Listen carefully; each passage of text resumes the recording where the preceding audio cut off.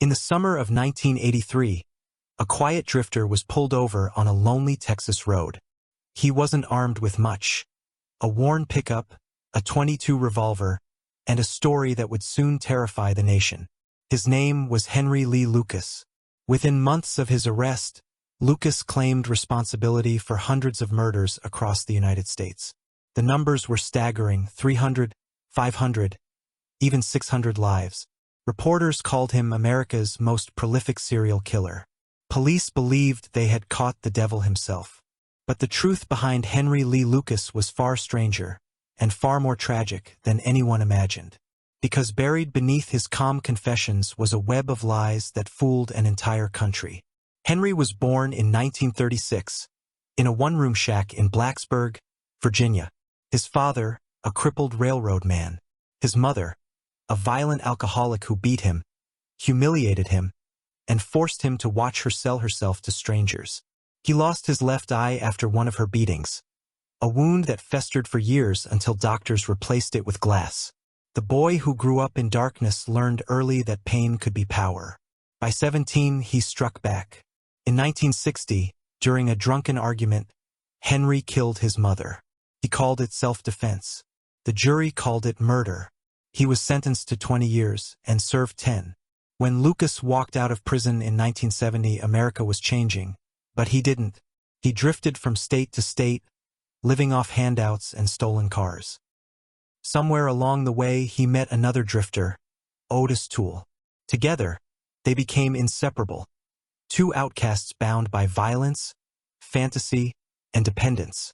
Lucas would later claim they traveled the country killing strangers at random. But proof was scarce, and the stories kept growing. In 1983, Lucas was arrested in Montague County, Texas, for a simple weapons charge. During questioning, he began to talk about his girlfriend, Becky Powell, and an elderly woman named Kate Rich. He told police he'd killed them both, and could prove it.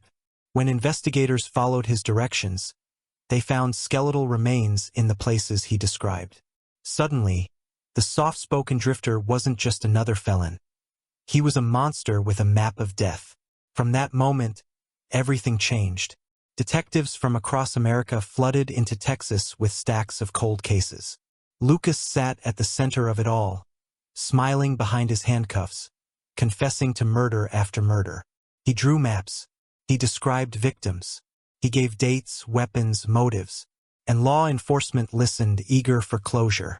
Soon, he was credited with hundreds of killings. The Texas Rangers even formed a special Lucas task force.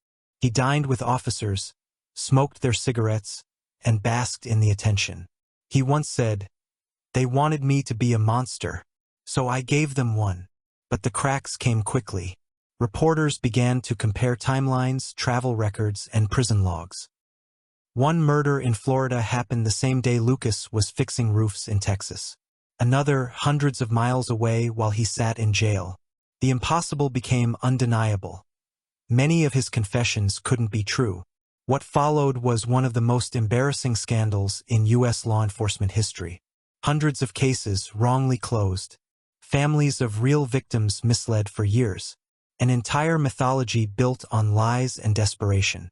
Despite the growing doubts, prosecutors pressed forward. In 1984, Henry Lee Lucas was convicted of murdering Kate Rich and sentenced to death.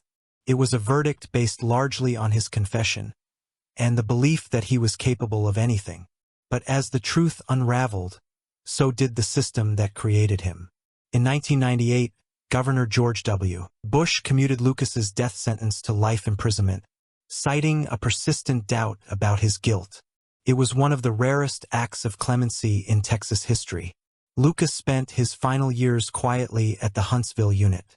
He drew sketches of angels and demons, wrote letters to strangers, and told new versions of old lies. To one interviewer, he said, "I don't even know what's true anymore." On March 13, 2001, he died of heart failure. A man who may have killed 3 people or none, but whose lies buried hundreds of cases in confusion. The story of Henry Lee Lucas is not just the story of a killer. It's the story of how truth can die in the glare of a camera, how confession can become performance, and how justice can lose itself in the hunger for certainty.